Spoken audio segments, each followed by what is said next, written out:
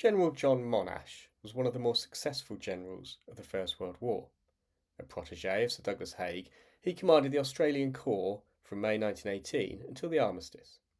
However, since the war has ended, a number of myths have arisen about Monash, and in this series of videos I shall look to examine some of them, starting with the claim that he was the first general or first commander to be knighted on the battlefield for over 200 years.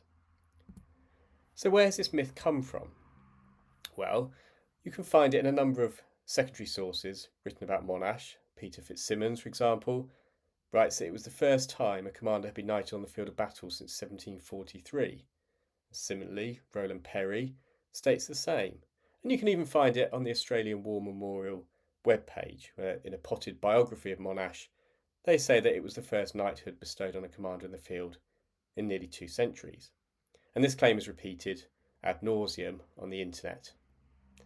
Now, the first thing to look at is how often did monarchs visit the battlefield and confer knighthoods on their generals? Well, it is quite rare for a British monarch to travel overseas at that time. George III never travelled abroad. George IV went to Ireland and Germany just once each in 1821. William IV never went abroad. Queen Victoria only travelled within Europe, and that was most infrequently. Edward VII was widely travelled, but of course during his reign there were no major wars involving the British Army, other than perhaps the tail end of the Boer War in South Africa.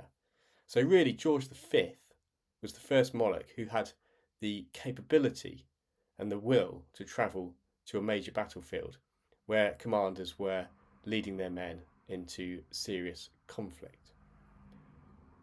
So let's turn firstly to Monash himself and the promulgation of his knighthood. Now, it is often stated that he was awarded a knighthood for his performance during the Battle of Hamel in July 1918, and great significance is made of the fact that this knighthood was conferred on him in August 1918, shortly after the battle concluded, which was of course a great success, although a relatively minor battle in the scheme of things. However, the evidence is quite clear. He was granted a knighthood not for his performance at Amiens in August 1918 or Hamel in July 1918, but in fact for his performance really at the Battle of Messines in 1970. The award itself was promulgated in the New Year's Honours List on the 1st of January 1918, and you can see that online in the London Gazette. Now, between that point and August 1918, Monash did not visit the United Kingdom. There was therefore no opportunity for him to be knighted by the King. The visit of the King to the Western Front in August 1918 provided such an opportunity for the King to knight commanders that he had yet to confer the knighthood on. Next, knighted on the battlefield. Well, this could be quite a divisive point. What does one define as the battlefield? Well, first of all, Monash's knighthood was given to him at his chateau headquarters, which is about 25 kilometres from the battlefields of Hamel and Amiens, the Chateau de Bertangles. Excuse my pronunciation. The ceremony took place on the steps of the chateau and included the inspection of troops by His Majesty the King, and also, which is rarely mentioned, the knighting of the Director of Medical Services for the Australian Corps, a general by the name of O'Keefe. And this all happened as part of a general visit by the King to the headquarters of the Australian Corps. Was that on the battlefield? I would say not. Now, was this the first knighthood conferred on a general for 200 years? Well, no, it wasn't. In 1917, the King, on another battlefield tour of the Western Front, invested General Sir Robert Fanshawe, commander of the 48th South Midland Division, and then Sir Arthur Currie, commander of the Canadian Corps, in a ceremony actually in a field near the town of Albert.